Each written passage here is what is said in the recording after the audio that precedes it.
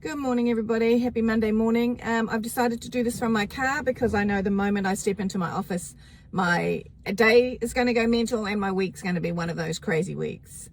For example, tomorrow I'm in Auckland, and then from Auckland on Wednesday I fly to Dunedin, and then I'm in Dunedin on Wednesday and Thursday, and then I fly back to Wellington. And in that time, there's a whole lot of other meetings going on in other places around New Zealand, all to do with aged residential care.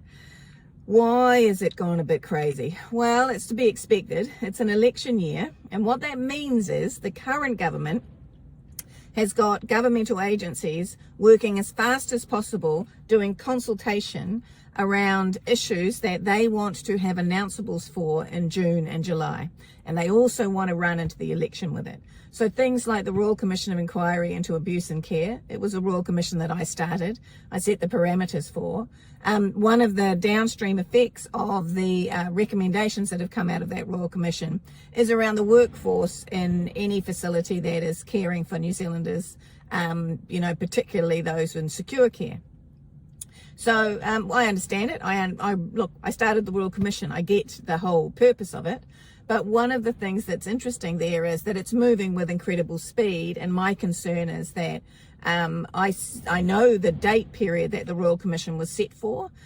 Things have changed since 1999 to 2026. I'm a little bit concerned that the government agencies and the four ministers that are overseeing this piece of work have not taken into account the changes that have taken between 99 and 2026, and they're going to duplicate a whole lot of regulation or rules or auditing requirements for particularly our sector, which has quite a lot of them already. So it's something that, because it's moving with speed, you have to stay across it a lot, really across what the public servants are doing.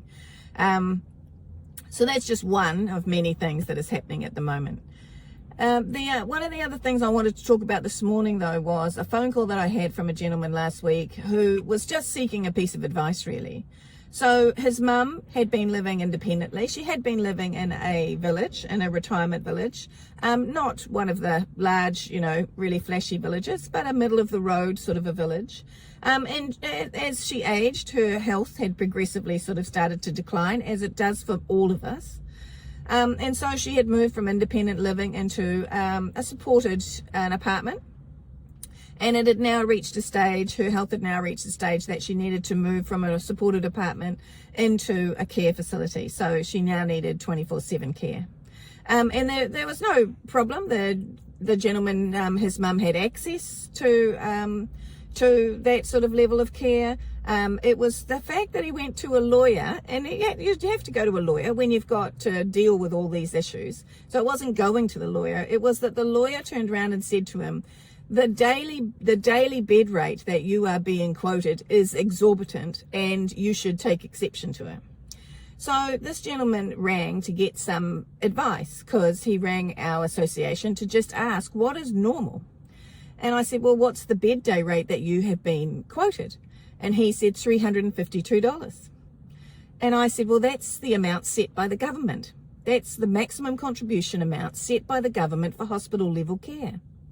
So it's not exorbitant. It actually doesn't cover the cost of care for your mum, because she needs 24/7 care. There'll be a registered nurse and other healthcare assistants, along with diversional therapists and other professionals, trained chefs and so on and so forth, who are all trained about how to create food for individuals who need, different textures or different assistance, or different ways that foods have to be prepared to support swallowing and so on.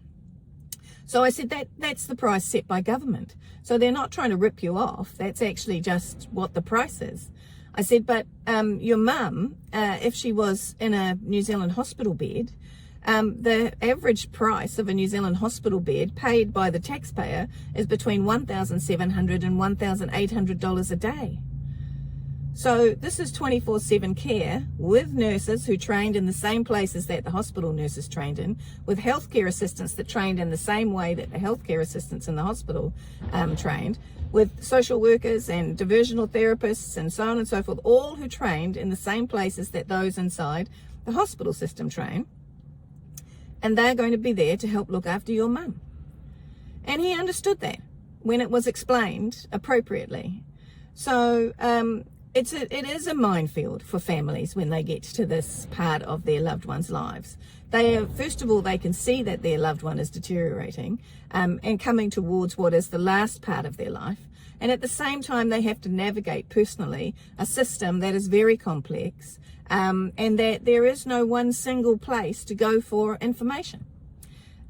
So I put him in touch with some people, and we sent him the link to the MSD website where he can look at whether his mum is entitled to a subsidy.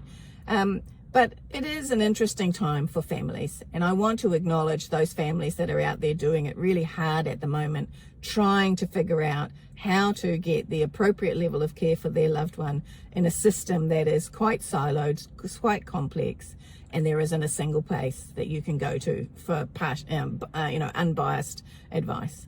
So, more power to your arm. Bye.